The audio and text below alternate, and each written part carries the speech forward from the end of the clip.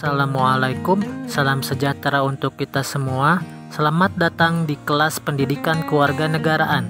Pada pertemuan kali ini, kita akan diskusi dengan materi Sistem Hukum dan Peradilan Indonesia.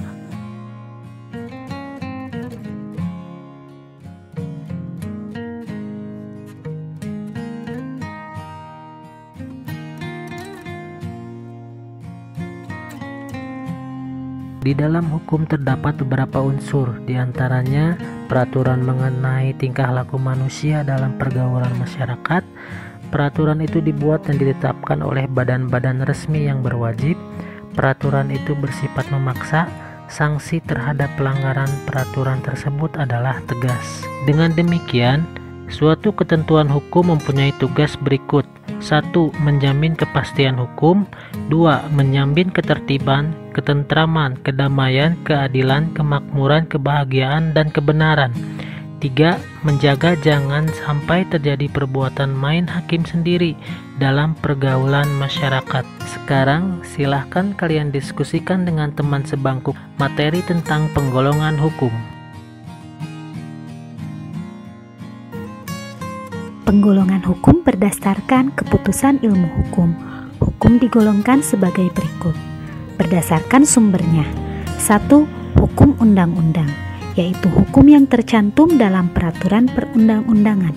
Contohnya Undang-Undang Pemilu.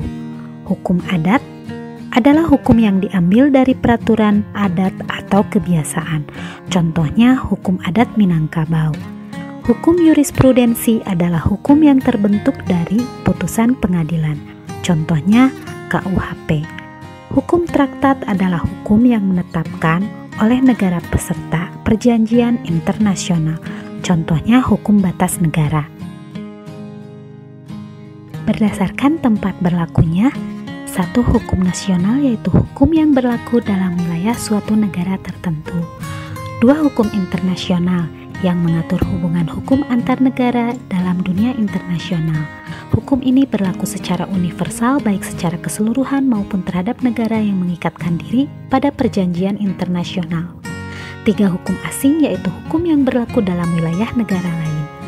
Berdasarkan bentuknya, hukum tertulis yang dibedakan atas dua macam berikut.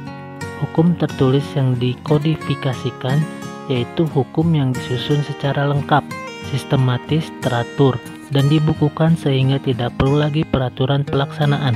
Misalnya KUH Pidana, KUH Perdata, dan KUH Dagang. Hukum tertulis yang tidak dikodifikasikan yaitu hukum yang meskipun tertulis tetapi tidak disusun secara sistematis, tidak lengkap, dan masih terpisah-pisah, sehingga sering masih memerlukan peraturan pelaksanaan dan penerapan. Misalnya Undang-Undang Pemerintahan, Peraturan Pemerintah, dan Keputusan Presiden. Hukum tidak tertulis yaitu hukum yang hidup dan diyakini oleh warga, masyarakat, serta dipatuhi berdasarkan waktu berlakunya. Ius constitutum, hukum positif, yaitu hukum yang berlaku sekarang bagi suatu masyarakat tertentu dalam suatu daerah tertentu. Ius constituendum, hukum negatif, yaitu hukum yang diharapkan berlaku pada waktu yang akan datang. Misalnya, rancangan undang-undang. Berdasarkan cara mempertahankannya. Hukum material, yaitu hukum yang mengatur hubungan antara anggota masyarakat yang berlaku umum tentang hal-hal yang dilarang dan dibolehkan untuk dilakukan. Misalnya hukum pidana, hukum perdata, hukum dagang, dan sebagainya. Hukum formal yaitu hukum yang mengatur bagaimana cara mempertahankan dan melaksanakan hukum material, misalnya hukum acara pidana, hukum acara perdata, dan sebagainya. Berdasarkan sifatnya, hukum yang memaksa yaitu hukum yang dalam keadaan bagaimanapun juga harus dan mempunyai paksaan mutlak. Misalnya melakukan pembunuhan, maka sanksinya secara paksa wajib dilaksanakan. Berdasarkan isinya. 1. Hukum publik, yaitu hukum yang mengatur hubungan antara negara dengan individu menyangkut kepentingan umum. Hukum publik terbagi atas hukum pidana. yaitu mengatur tentang pelanggaran dan kejahatan, memuat larangan dan sanksi.